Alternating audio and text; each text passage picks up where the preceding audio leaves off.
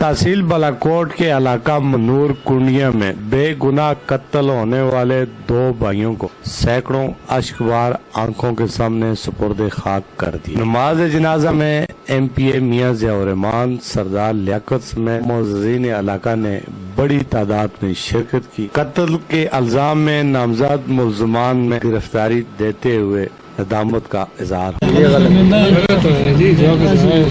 कितने आदमी कितने आसे जिसले वाकया है? उस वेले अल्लाह के सामने 6 आदमी ना शाह पुलिस वाले सही लिखे। अफसोसनाक वाकया हमने गिरफ्तार कर लिए। एतराफ जुर्म करते हुए कहा कि हम कुल 6 अफराद थे। नूर रहमान और मोहम्मद आसिफ साईं को कत्ल की शर्मिंदा है।